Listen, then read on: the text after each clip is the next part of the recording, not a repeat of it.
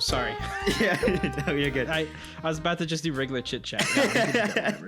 Well, let's get right into it. Episode 48 of the special hour. You might have heard a disembodied voice that doesn't sound like my other co-host. Yes, I finally did it. We got rid of him, guys. We finally actually got a new co-host. No, I'm just kidding. Mr. Dean's taking a little break. He's been writing letters. He's been knocking at our digital door for quite a while. Yeah. Welcome back, Pat Nat. How's it going? Thank you. It's going good. All it takes is to remove half of the co-hosts to finally get me back on here. But I'm happy to be representing myself on the special hour. Just with you, Donovan. Yeah, just with me, not that other person. I forgot his name. We don't even need to say his name. Yeah, Pat Nat. For the people that don't know you for some reason, they should all know you because you're pretty famous. Just like that one person named Ivan. He's also pretty up there, in the fame of the YouTube world. But for that one person that lives under a rock, who are you? Well, for that one person living under a rock, Ivan's just the coolest guy on YouTube, and you should definitely check him out. Called Ivan Navi, youtube.com/Ivan Navi. But as for myself, I'm Pat. I'm around the block. I make things. What's most important is that I make Bracket Breakdown, a 1v1 bracketeering series debating on the best games of a console generation, and it is literally the best series on YouTube. So that's the most important thing, is that I'm the man behind that. So every chance I get, I guess I must plug that. I'm getting rusty though. I don't have to plug it as often anymore because the series has been done forever.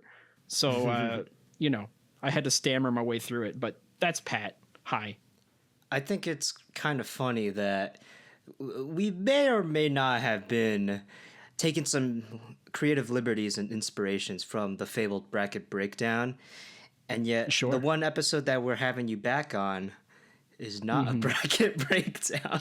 Yeah, I did find that funny. I was like, they keep doing the bracket shtick, which is fine. For the record, for those out, I don't know if Dean ever mentioned this. He asked first if I minded, and obviously I don't mind. It's not even my format to begin with. But I did find it funny that I kept being brought on for like tie-breaking votes, and then never brought on for a bracket episode. But Dean was always like, yeah, we'll get you on soon, Pat, and stuff. I could say whatever I want because Dean's not here, but Dean's always making these promises and stuff. He's practically begging me to come back on the show, and the time I actually come back, it's not for a bracket episode. Who would have thought? Well, let's get it through some of the pleasantries first, and then we'll get into the main course. What have you been doing? What have you been up to?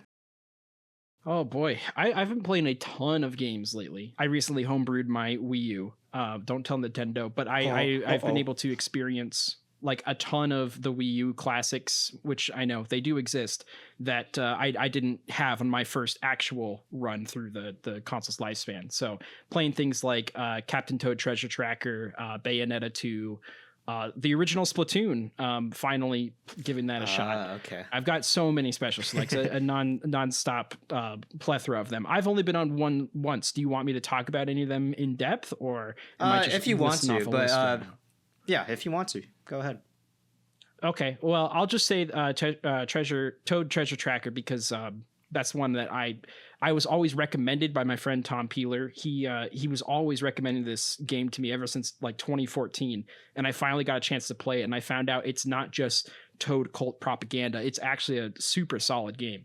And playing it on the original Wii U version, I was looking out for like Wii U exclusive features that might give it some props for the system that it was on. It's not really there so much. So I was kind of disappointed that the gamepad, despite it being used well, was not instrumental. In fact, it was probably a detriment to the game, which is always unfortunate when you look at the Wii U's library. But it had like gyro controls that you could use with the gamepad that in theory would work well, except it's just always easier to orbit with the sticks anyway. So I found myself never using the gyro for it. The only cool thing that was gamepad specific was these first person sections. I don't know if have you played Captain Toad? I have. I guess I should ask. Okay. It's been a really long time, and you're just reminding me that those sections even exist. Yeah, so there's these minecart sections where you can like shoot these bullets. I thought it was really fun, those little small breaks of gameplay. But what's cool is you look at the gamepad while the spectators get a nice little view from a bird's eye view, basically. which I always think is kind of cute. I think the spectator view is a fun idea with the Wii U in general. So I think that's like the only thing that you could miss by not being on the Wii U version. Other than that, I guess I could cross this off my list of games that you need to experience on the Wii U or whatever. Not that that's an actual thesis I'm exploring, just my own crazy in-depth explorations. But yeah. So all that to say, super fun game. You get it on the Switch, you're fine. You're not missing much by not playing the Wii U version. It's also on the Nintendo 3DS, very interestingly, and I'm pretty sure that's true. I forgot about on the that. top and bottom screen, it's literally the same image.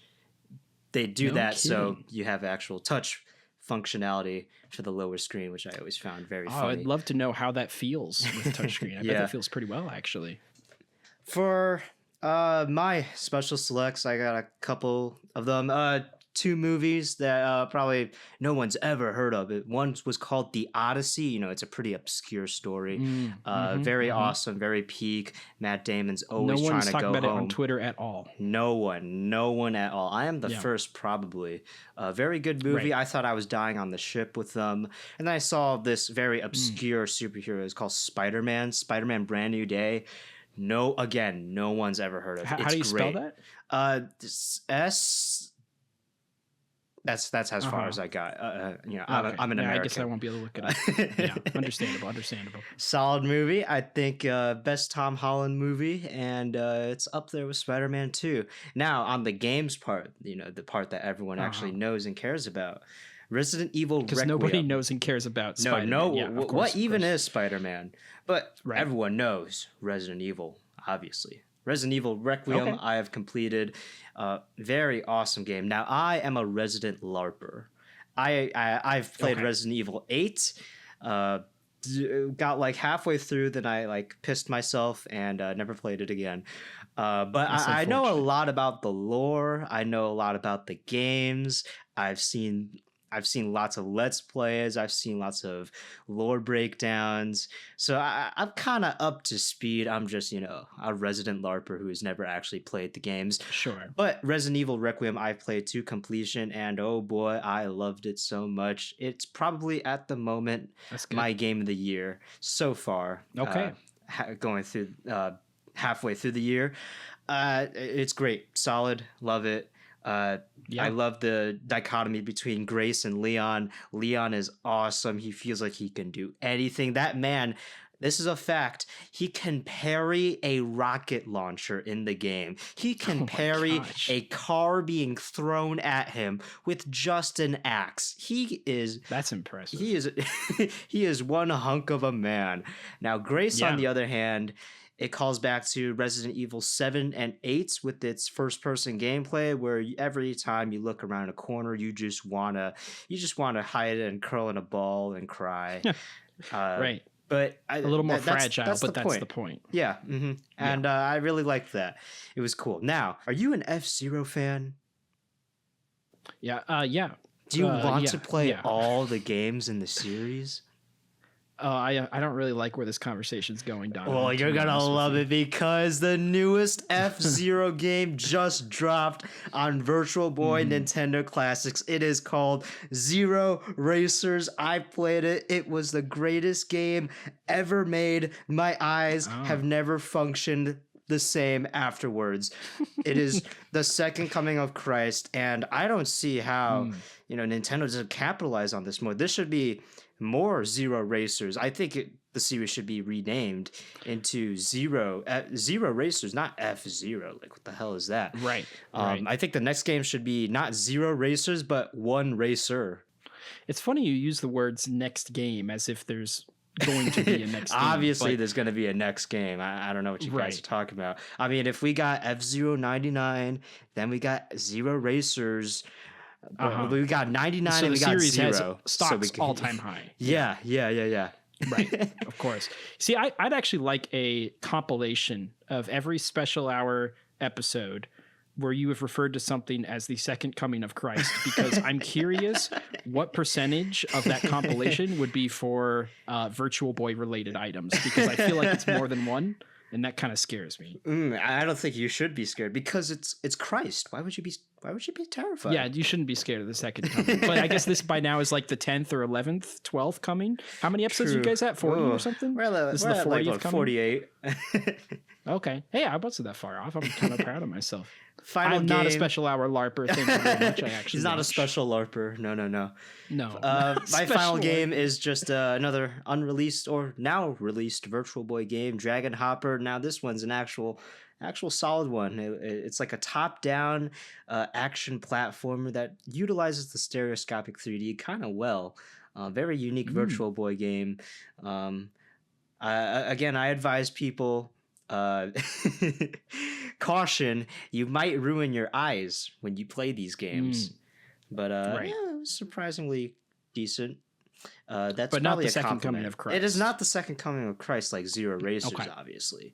Okay. You know, that game actually challenges you, and by that I mean it probably makes you mentally challenged after you play it. But disregarding all of that, let's get into the meat and potatoes of this discussion. This is a very late Splatoon Raiders discussion.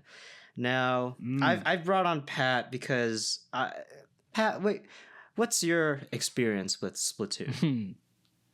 I don't want to say I'm a LARPer because, frankly, I think that term has been stolen from the true nerds who actually were out there in the streets LARPing away. But I am a bit of a Splatoon LARPer in the sense that this is just the only Splatoon game I've really, really played. But a big reason for that is because Splatoon has not gripped me with its previous entries. I'm a big fan of first-person shooting games, and given an inaccurate gun, even if purposefully done, usually doesn't mesh well with my competitive nature, at least for first-person specifically. But I was very intrigued by Splatoon's PvE elements, and I happily rented it and then happily kept it after experiencing just how fun it is. So I am now a fan of a particular Splatoon game. So it changed lives. You've just you said earlier you homebrewed your Wii U to play Splatoon. I'm coming at this from a veteran's point of view. I've never played the original Splatoon, but I have played a ton of hours in Splatoon 2 and 3 and love those games to death. But I think you avoided the LARPing allegations. I'm coming at this from a veteran versus newcomer point of view in terms of Splatoon Raiders. But yeah, what's your experience with OG Splatoon? So yeah, I had done Splatfest before, so I understood the gameplay of it. And every couple Splatfests I did, I thought maybe I'll consider buying it. And then after playing it more, I was like, I just don't see myself having longevity. Playing the original Splatoon, you can actually play it with online with people still, which is great, using the Pretendo networks and stuff. So I was actually able to get into a lobby with full lobbies with people pretty frequently, which was awesome. It's still, again, the PvP is still just not really up my alley. I find the actual painting of the ground part fun, but not fun enough when there's a limited stage selection and not that much ground to paint to begin with, because you paint the ground and then 2 seconds later someone else paints over it anyway. So I don't feel a lot of permanence with coating the ground, but I love it as a concept to be a mainstay for a game. But playing through the original Splatoon, again, is one of those things where I'm kind of glad I didn't buy it back on my first console run, because I don't think I would have been captivated long enough to just between like 2 maps and short PvP battles where I'm just kind of shooting in their general direction and then they get hit. That's not to throw shade towards competitive Splatoon play. I'm sure there's a lot of nuance in the competitive play, as any competitive scene will have if you actually take time to learn it and look at it. That's all great. But for the level of commitment I'm willing to put into a game like that, there just wasn't enough there for me. So I'm still early on in the campaign and don't have much to say about it yet. I am enjoying that more than the PvP aspects. But if we transition briefly to Raiders, I think immediately from the first couple levels of Raiders, I'm much more gripped than the first couple levels of the original Splatoon game. So I'm not saying the Splatoon game original is bad by any means, but it's very clearly a genre that's not for me, and this Raiders game is finally what bridged that genre. But I don't want to just ramble. If you have something you want to add, you're welcome to. I've been a competitive player in the scene, or not really in the scene, kind of in like Nintendo's official tournaments with a couple buddies. We always squad up as a team, and I always find it super fun. But I always thought that the single player stuff, I always think that the DLCs are the are the actual good parts of the single player, and the actual main story modes that come with the games are not really my draw. It's not really my cup of tea. Like, I like it, but it's I feel like there's always something missing. Like, it has good level design, but it's kind of just missing that sauce that Octo expansion and Side Order had, which then when we get to Splatoon Raiders, at first it was not something I expected. I thought they were, for the Switch 2, they were just going to go straight into Splatoon 4, the big mainline game. So at first, when they announced Splatoon Raiders, and they make this very clear in the American marketing, a single-player focused Splatoon, I was on the edge of my seat a little bit, thinking, I don't know if I want to fully sit down for this, because the single player is not my main draw to Splatoon, and I think a majority of people. There's definitely some people, like I believe Alpharad is one person that actually prefers the single player of Splatoon way more than the multiplayer, and I believe you as well. But for me, I was like, the tackling the shakiest part of Splatoon and making that a full game. Let's see how that works. But was this something that you expected? I didn't really know what to expect. I wasn't following along with the marketing so much. Anytime Splatoon appears on directs, my eyes just kind of like, okay, let's hold that fast forward button. Again, no disrespect to the series. I just know it's not for me generally. So I kind of treat it like one of the dozen JRPGs I'm not interested in also. I was not expecting a roguelite, that's for sure. That kind of surprised me. I knew Splatoon had a lot of customization baked in its previous installments, but this was a lot of customization that I wasn't expecting, but not so in a complicated way. I think the toughest part about roguelite games for me is when they, for one, are extremely difficult, and for two, when their leveling up system is super complicated. And as much as I enjoyed the original Hades and have respect for Hades 2, I just couldn't get gripped with it because, for one, it's very difficult, which is okay. But for two, the dozens of different currencies that you need to keep track of to upgrade specific moments of your stats between the cards and the beautifully rendered items, and it was all just too much for me to keep track of. What I really like about Splatoon 2 is it feels like, or not Splatoon 2, Splatoon Raiders, it feels like it was a roguelite curated for me with very simplistic upgrade systems and not that difficult levels. I like only give me 3 tries at a level and then have me do it and I'm happy. Like, I'm not a grinder. I'm not an epic capital G gamer. I just like to have fun, and Splatoon Raiders really brought that fun for me. You can add you can add stuff whenever. I have a tendency to just go. You're welcome to cut me off at any point. Yeah. I think the abilities, the upgrades that you can, or the parts that you can add to your gadgets, super intuitive. I love. You took the words out of my mouth. It's very simple, but it offers so much flexibility for the player. It does. But it's also very digestible. I think a major flaw of the mainline Splatoon series is the abilities, because I'm pretty sure to the average casual player, the ability chunk system is completely lost on players. You get abilities every time you level up a certain piece of gear, and it's completely random.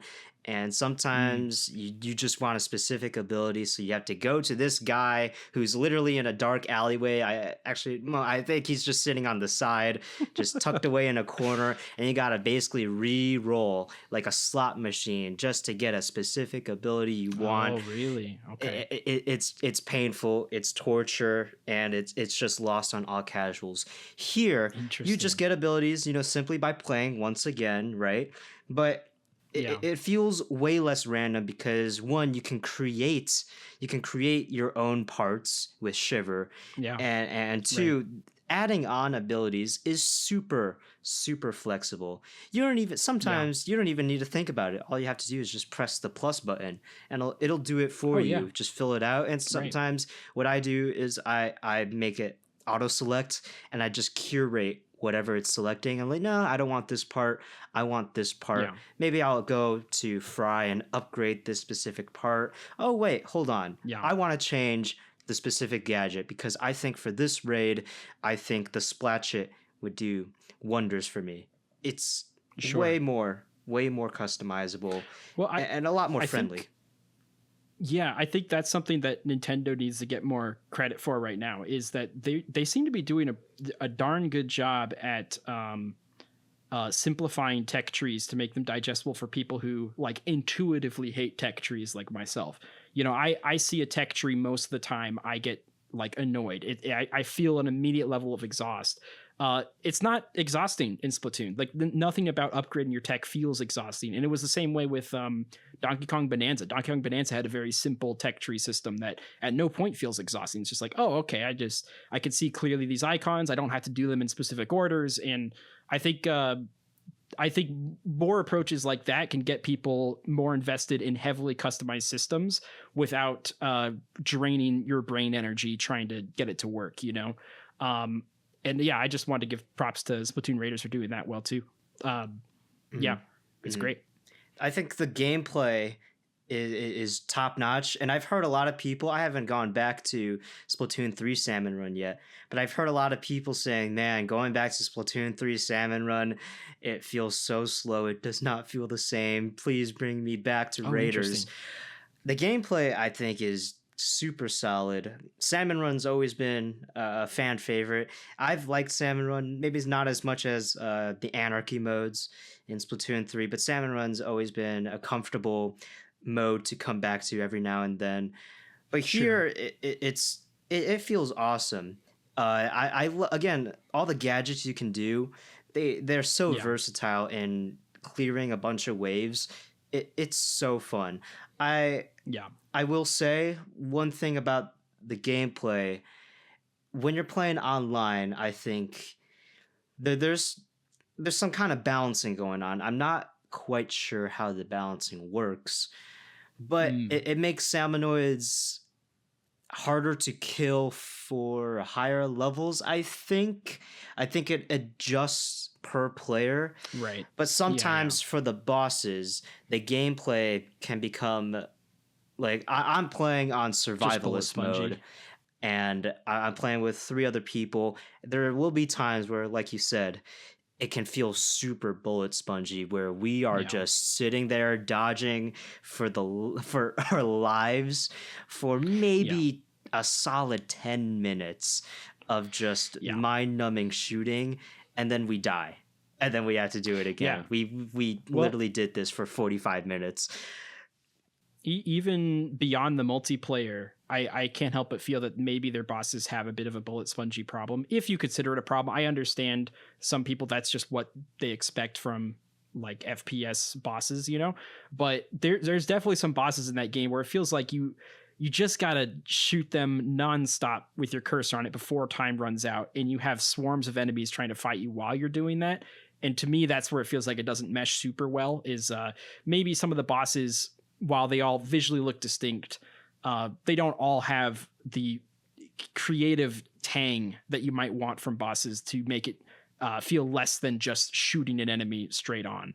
And if we're talking about like repetition in that realm anyway, I also think I don't know. I'm not embedded in older Splatoon games, but the maps that you actually do levels on, while they're meant to be short and sweet, they don't stand out to me at all. Like a lot of it feels like just kind of surfaces, you know?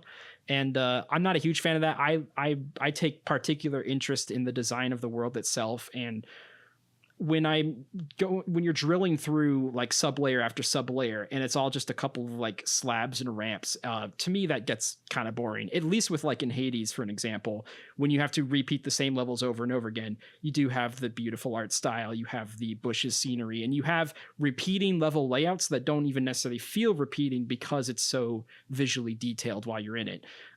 So again, I don't know if that's just how Splatoon does things, but even in the original Splatoon, when I'm playing it, those maps are still interesting. There's only a handful of them, but they're interesting looking maps while also being very flat surfacey for the sake of the painted gameplay. I think so Splatoon's story modes, for me, have always had a problem with its map design or its sort of world design, because a lot of times with Octo Valley, Octo Canyon, and Return of the Mammalians, a lot of the levels are just floating blocks in an abyss. A lot of people have compared that to Mario Galaxy, where it's a bunch of planetoids that don't really make sense. Here just in Splatoon, it just feels disconnected. Yeah. I was just going to say that for the record, that has always bugged me about Galaxy itself too. I connect with that kind of that disconnect with the world and the character themselves. But yeah, it's unfortunate. I was hoping that Splatoon Raiders would have pushed its level design in a more immersive and cohesive route, but I think I'm okay with how it approaches level design, because I think at the end of the day, I mean, Splatoon stages really are just a bunch of ramps and elevated platforms. But for me, like the gameplay is still key, and the swarms of salmonoids already is a lot. And if you just added a bunch of geometry in the middle of stages, it would have felt really cramped, really claustrophobic. But maybe sometimes that would have been welcomed. But I can also see the argument where it would feel like way too much is happening. It would feel way too cramped where you have no maneuverability. And Splatoon is a movement shooter. I think a lot of the joy that I derive from Splatoon is swimming around in squid form and jumping out, doing squid rolls all over the place, and staying on my feet, staying light. I find that very fun, and I don't think the stages in Splatoon Raiders take away from that. I'm just thinking, when I'm visually stopping for some reason, I probably never stop in a Splatoon game, but for that rare time that I do stop and just look around, I just want to feel something. Not just this is the way to go to the next part of the map. I mean, it really is the same argument that a lot of us have had for new Super Mario Bros. Games, where it's very simplistic level design to keep the focus on the objective itself, right? But at the cost of that, you no longer can. No singular level is going to stand out to you in Splatoon Raiders. You know, it is just going to be a bunch of geometry. I will also say that I think simple geometry makes a lot more sense in the previous games, where painting surfaces was actually part of the objective. It made more sense that you would have very clear, like, these are surfaces you're supposed to paint. These are ones you can paint for objective or for maneuverability. And these are ones you can't paint at all. It had very simple ground rules to make that who painted most side win, that whole gimmick flourish. I think once Splatoon Raiders kind of took that objective out, how there's no levels where you're supposed to paint, which I find weird. I'd imagine there'd at least be some bonus levels where you're just supposed to like paint the earth or something. To me, that was still part of the allure of Splatoon, was actually painting, right?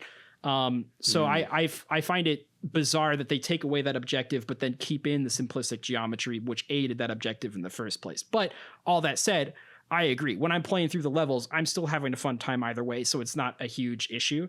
I just look at Splatoon and I can't help but think it's kind of an ugly game. I don't know if that's a hot take. Do people think Splatoon's I think Splatoon ugly? 1 looks a little bit ugly. I think Splatoon 3 and its DLCs have improved in its fidelity. I think sometimes the geometry can make it feel very video gamey, and you could see a lot of asset reuse. And then I'm like, okay, it looks a little bit ugly, but even like when I was playing Raiders, even the models kind of looked like janky to me. Like their character animations and the sharp pixels on, or the sharp vertices on the side. Not that this matters at all. I just think it's kind of funny. Like when you think of Splatoon, you think of all this color, but Raiders somehow has this really colorless approach, which is kind of weird to me. But I get like scavenging for treasure, like scuba diving gear, rusty. I understand that that's not typically things that call for extreme color. I was just fascinated to explore a Splatoon game, a Splatoon title, a Nintendo IP that's kind of as drab looking, despite being kids and squids. Interestingly, I have not played 2 and 3, so those could completely change my opinion. Interestingly, I read the Ask the Developer interview for this game. Initially, the Spiralite Islands were going to be a lot more colorful and friendly. They were going to have water slides everywhere. It was going to be like a whole park theme with salmonoids vibing around. But the developers thought, now it seems like we're just an invasive species and just murdering a bunch of fish that are just going about their days. As opposed to what we got? As opposed to what we got, where they made them a lot more scary and made it a lot more apocalyptic. Oh, okay. And I think it better communicates what we're doing to a certain extent. I still think I'm reading Splatoon's lore is magnificent. The world building is 10 million times better than the plot. It's one of those Nintendo games. Sure. It's like Kirby in that extent. And I'm reading these briny scrolls. I'm like, these salmonoids have culture. They have feelings, and we're just murdering them. Yeah, I still get that feeling earlier. Yeah, but like Raiders is in the name of the game. Yeah, like it's hard to associate us as the good guys when we're raiding this natural habitat. But I think the drab aesthetic further sells the point that this is an imposing race that's very invasive and is trying to destroy Inkopolis and all of its residents. These are not fair enough a good group of individuals, which I mean it's a dark history for Splatoon. It's dark lore, but I think it better communicates to the player what we're doing, and for that I'll excuse the more drab aesthetic. I won't excuse the music though. Okay, it's not my thing. I actually don't think I have listened to any of the music. I think I've played sound off only. Now, Splatoon usually has banger tracks, and I believe anyone that says they should replace the vocals with actual English, I think they should kick rocks. I think the vocals further sell that extensive world building Splatoon is magnificent at. However, for this game, it's just a bunch of trumpet noises that are out of sync. It's like atmospheric, creaky noises. It's like I'm not really vibing with this. In Salmon Run, they have pretty cool hummable tunes that are still foreboding. But in this, it's just noises. Foreboding. Foreboding. Yeah. Well, it's interesting you bring up people's outcry for to use actual voices with the singing or whatnot. But like one of the things that got memed on the most when Splatoon first launched was its commercial that had the actual English voices singing in the squid. Right. Now. Yeah. Squid now. The thing that everybody made fun of was the having actual voices attached to it. So it's funny hearing that people might want to go back to that when it's like, you really want that in your game? But I also, to me, it's like a similar argument that people have when they want to get rid of like Banjo-Kazooie's like, to me, it's like, well, people want to get rid of that. Yeah, well, not abundance. You see one tweet and suddenly you're like, I can't believe people. But those like people. It's still that idea that it entirely aids the tonality of the game itself. So why would you want to remove a piece of the tonality? So that could also give some justification to the drab, rustic scuba diving equipment feel of Splatoon Raiders. And I don't mean to hold unnecessary shots. I just remember like looking at the costumes and some of the environment, like the white sand and the gray pillaring towers and kind of this fog and stuff. And I was just like, oh, this isn't really that like appealing of a game to look at. But if that's the point, then that's the point. Who am I to judge? I think a lot of the raids that you do, there's like 3 or 4 different types of raids you can go on. First one's the typical one where you're traversing through a linear level, a linear path, and killing a bunch of salmonoids on the way, and you're mining for the spiralite shards. I think those are solid, but again, as we talked about earlier, forgettable. I think the more forgettable one are the ones where you have a bunch of spiralite shards everywhere and you're basically free to go wherever you want. I think those are very forgettable, but I find those much more fun because it gives me that freedom of choice and it gives me a larger area to play around in, especially when we're doing multiplayer where everyone can go off and tackle. That's a good point. Yeah. Any section of the map, like divide and conquer, really. And I find those way more fun despite it having a lack of identity, you could say. Yeah, it's the on track levels definitely don't aid multiplayer super duper well. I mean, it's still fun, but like, you know, what it's usually like the player most ahead is clearing the most and everyone else is kind of trailing behind. There'd be times where it was like, hey, jump to your team captain. I'm like, okay, I hit jump and it's usually you and you're like way back behind, like cleaning up something. And I'm like, oh shit, I just got sent further back in progress. So yeah, I agree though. Like the more open world, which is a bad term, but the more open world levels was definitely a lot more fun for multiplayer. And I think that's kind of a nice compromise with not having this be a PvP game, is that the other part of Splatoon is the team play. Like that's another huge aspect of the game. So instead of looking at this as a single player adventure, you can look at it as a game that's fully focusing on team play as opposed to I find it very funny elements, that they advertise this as a single player focused Splatoon when I think half of my playtime has been in multiplayer, something that, I mean, they did advertise, but it's definitely not at the forefront. But you can play every single raid in multiplayer, even the bosses, I believe, which is super fun. I had no idea the game even had multiplayer when I got it. You know what I mean? Like it's not something that they're selling, but like I've had more fun with the multiplayer than single player, and both are great. But I'm also surprised that's not a bigger part of their marketing. Mm-hmm. I just love the team coordination, and maybe I take back my previous statement in the more open areas being my favorite. I think the dens are really cool. Dens are good. The dens are solid, where you are constantly mining further down into further sublayers. Yeah. And they could be super tense, super hard, especially on spicy and ultra spicy raids. They are so fun, especially when tackling it with a team. There's a lot of team coordination, a lot of frantic moments, the moments where everything is so close. You're so close to death. You're squid rolling all over the place. You're getting as many eggs as possible before the time runs out.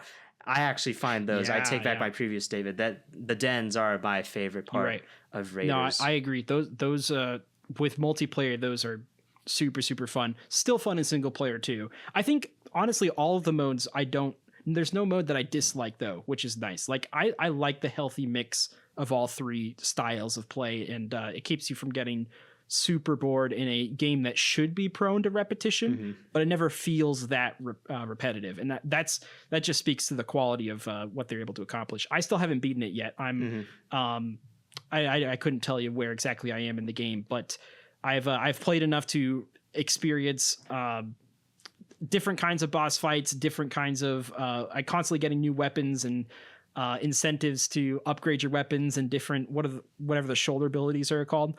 And I'm just super impressed with how non-daunting all of that customization is, and how you could still get by with crappier weapons that you just happen to like more. Like I love the I don't know names of any of these, but there's this like the bazooka shot thing.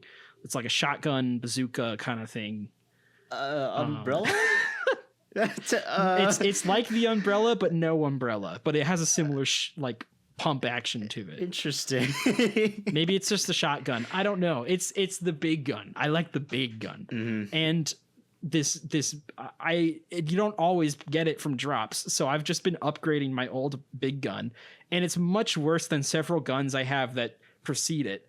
And I just don't care. I just like the big gun, and I could still clear levels with it. So it's nice that again, I can't help but like the easier difficulty compared to other roguelites. Like it's if I'll play the same level more than once and be fine with it if it's not an extremely difficult level, which is why I can't play Souls games either. You know, I can't do repetition that's extremely difficult. So yeah, I've had nothing but good times with Raiders.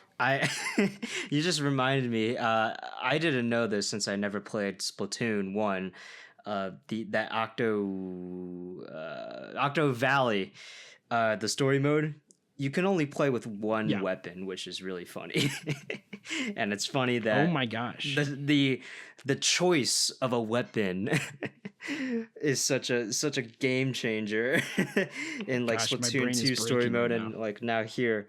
And also you did say 3 modes. May I say there's actually 4 modes. There's also one type of raid where it's very similar to I believe more so like Octo Expansion, where you're given a set like these set gadgets. You get these by obtaining the compasses and finding them on your map.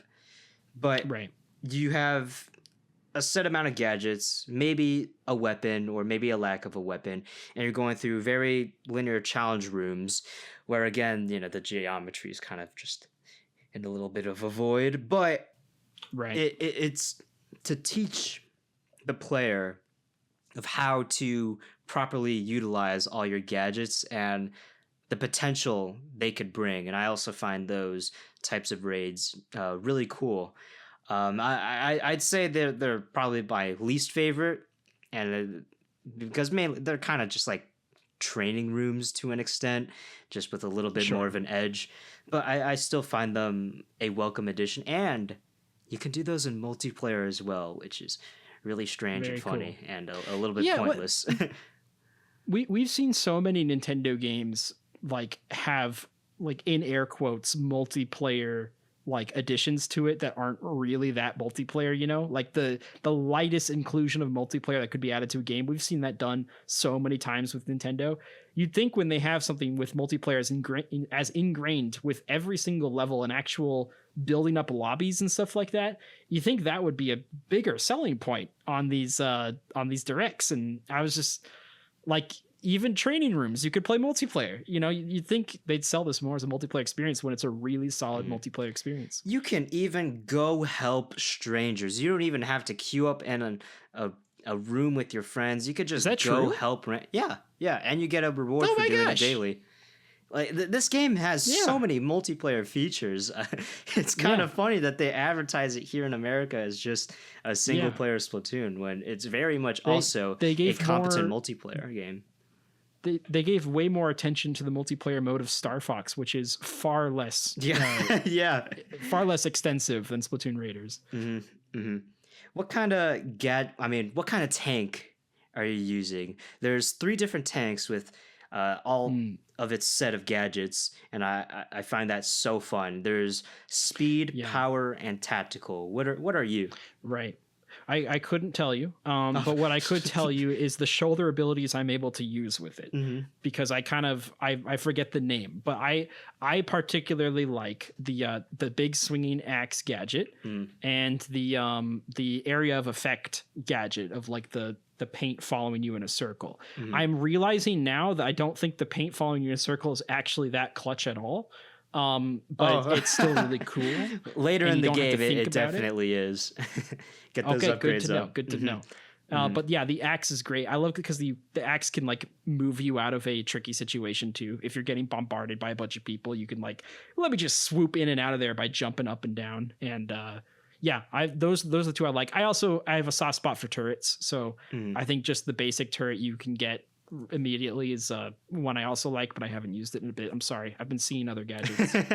all the different tanks, all 3 of them are incredibly useful. I find myself swapping between them all the time, but if I had to pick, I'm definitely a power tank user. I just love mowing down salmonoids left and right. It just feels so good. Well, again, these guys have feelings and cultures, and I'm just saying it feels good to mow them down.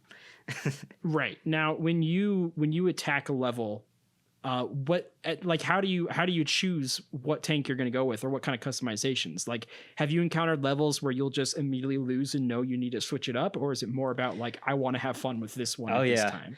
Most of the time I start a raid just thinking I just want to have fun with this. I want to choose this weapon. Let's get this going.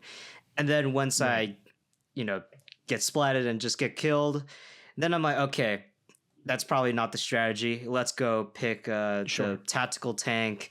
I'll go a Splatana, so I'll just have the turret out, and then I'll go in close range, and I'll have the turret and the bombs do the rest of the work, and maybe I'll change my bot buddy from Shiver to Big Man, because Big Man will have a more larger area of attack and just a bot longer buddy lasting of is attack. the ultimate? Yeah, it's the showstopper. Mm-hmm. Okay.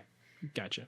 Again, there's just so much customizability. It's so fun, and it's just great to strategize with everything that you've got. Especially again when you got a multiplayer session going, you're just strategizing with your friends. All right, well that den kind of kicked our ass.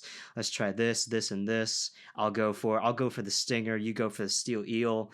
It's so fun. It's so fun. Yeah. And even when you complete all of like the story mode, there's extra post game content, and even then you can still go help out other people and just get that sense of endless replayability that I love about mainline Splatoon and love about Raiders. Right. Yeah, there's also like you said, the spicy modes too. You can always go back to one of the older levels and try one of the super challenging modes to test your wit. It's got a lot of replay value for sure. Where would you say this ranks in terms of like Switch 2 games that you've played? Is this getting close to the top? This is S tier. This is in the S tier territory. Okay. Gotcha. I'm having a wonderful time. But you wouldn't say it's overtopped Bonanza. I wouldn't say it overtopped Bonanza. Overtopped. No.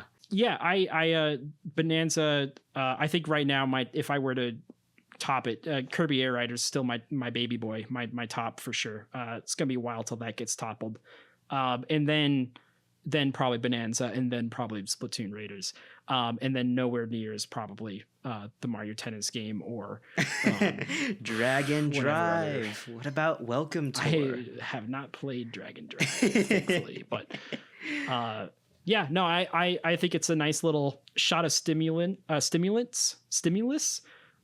during this kind of dry Nintendo summer.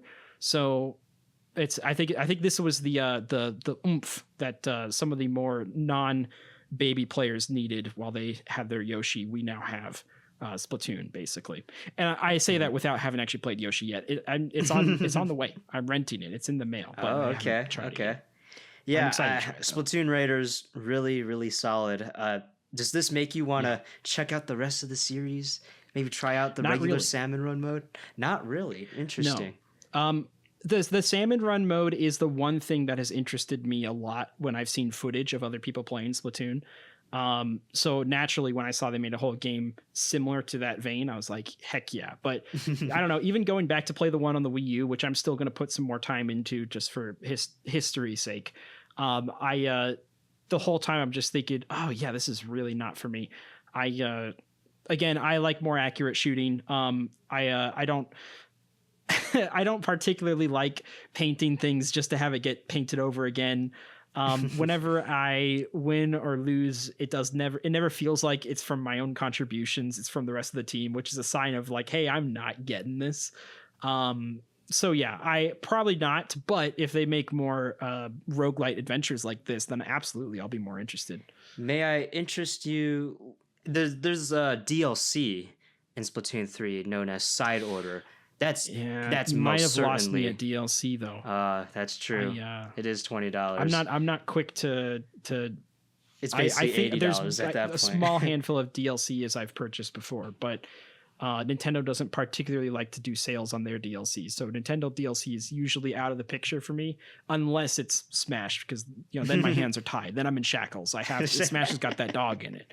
But other than that, yeah, I've just I usually, in my head, DLCs usually don't even like exist. I don't even think about them. It's just like, okay, that's fun for other people. That's it's not in my wheelhouse. I always found it weird that they bundled Octo Expansions DLC in the expansion pack. So if you have Nintendo Switch Online Plus expansion pack, you do get the best campaign of Splatoon for free. But all you have to do is pay monthly for it. Yeah, that's true. But they don't give you the Splatoon 3 expansion pass for some reason. I don't know why. That's weird. Can I why? Random side tangent, say something that I saw. I saw an ad for Hulu, and it said, "Want to watch Zootopia 2? Now you can for just $12.99 a month." And I know what they mean. They're saying you could subscribe to Hulu for $12.99 a month. But that tagline is so terrible because it's saying, "Hey, would you like to pay $12.99 a month to watch Zootopia 2?" And I could not believe. Yeah, I have a complaint I'd like to file to their marketing department because I don't know how that tagline got through. Yeah, it was alarming to say the least. I had to take a screenshot. Well, I think that's all we have on Splatoon Raiders. Yeah, solid game, really, really great, loving it. Yeah, would recommend. Mm-hmm. And it's not 70, right? It's below 70. Yeah, it's 60? Actually for digital, it's $50. Physically, it's 60. So I spent the 60. I know that's Nintendo. I know it's not proper to give. Yeah, I was gonna say I know it's not proper to give Nintendo props, but in 2026 so far they've been generally lowering the prices of their games, which is kind of nice. It's not they went out hard with the $80 and then $70 for most of 2025, but we've had several titles now that's hit that 60-50 mark, and I think that's great, and I think we should at least recognize that. It's a little confusing that Mario Tennis whatever it's called, Fever. That was confusing. That was confusing. A big scoop of nothing that I swallowed when I tried that game. I'm sure it's a good game. I think I've heard some people say it's good. I'm not sure. I just think I'm quite conflicted, actually. Yeah, I think they're a little cuckoo crazy, maybe. At least is it just not Mario's anything? Pickleball. Wait, that kind of sounds fire. No, because stop right there. The problem with tennis is Mario Tennis is that it's such a slow game. Like the ball moves 2 miles per hour, and I could say all this because Dean's not here, but it's a super slow, boring sports game that you're not used to seeing from Mario. But if they made it pickleball, something that is naturally faster paced, and closer quarters, I think that's kind of ripe for a Mario treatment. I think you're kind of cooking with that one. Well, as an actual tennis player, I take massive offense to that. No, I'm just kidding. I'm sure it probably could have been a little bit better. Fever, as someone who has not played the game, it could have been a little bit more enticing. Maybe lowering that 70. I'm confused if every game they attach Mario to is going to be like 70 now. Like if that's their goal. If they value Mario so highly that they could put him at $70 per thing. I hope that's just not the case. But swinging out with 80 Mario Kart World and then now 70 for Mario Tennis, I don't really like the direction that's heading. But hey, at least Splatoon Raiders, Star Fox, Yoshi, those were all much cheaper titles. And I appreciate that. I guess to bring it all together, what's Nintendo's obsession with crystals? Green energy crystals. Then there was basically green energy crystals in Star Fox. Right. Now we got Spiralite shards, which are crystals. Greenish. What's up, guys? What's going on in that building? I think that building in Kyoto, they just have some obsession with gems. That like someone brought in their gem collection and they're like, we got to put this in every single one of our EPD games. Even Retro Studios. Hey, you guys like gems? even Donkey Kong Bonanza's DLC had green gems. I just realized. You're right. You're right. Oh my god, yeah. I forgot. Yeah, you're they're so on right. something. It's emeralds. Oh my goodness. I think they might be a little high in their own supply of green gems. 3 games had green. Wait, hold on. Splatoon Raiders. I mean, it's more like an aqua, maybe a teal, but that's still like a shade of green, right? Can we count Donkey that Kong's as is more 4 convincingly games? Green. Can we count that as 4 games with green energy crystals? That's crazy.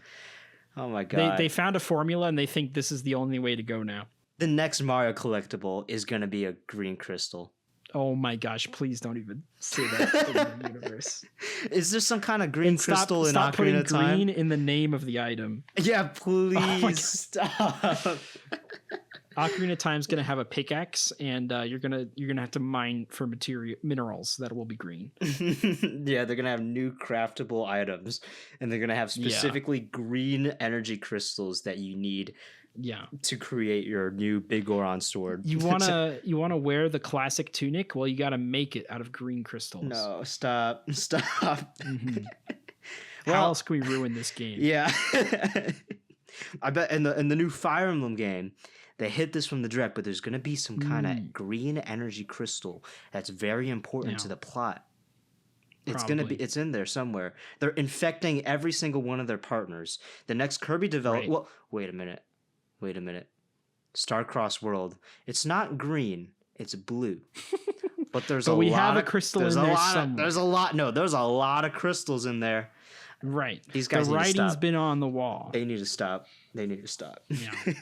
Yeah. Just like how they made Pokemon Crystal version. Oh my god. Stop. This is it for episode 48 of the special hour. Understandable. Pat Nat, once again to remind the people, where could they find you? Yeah, well, I make Bracket Breakdown over on the Pat Nat Games YouTube channel. I also make other things. It's also probably worth mentioning that by the time this comes up, the Pat Nat cast should be back up and running. So that is also a thing that you could find me at. But yeah, I'm just a dude, just a guy. I'm around. I'm sure you could find me if you want to. I'm me. You know me. Oh, nice. Okay, bye. That's pretty cool. Yeah, fair enough. Say bye. This is your house. Say bye. Oh, goodbye.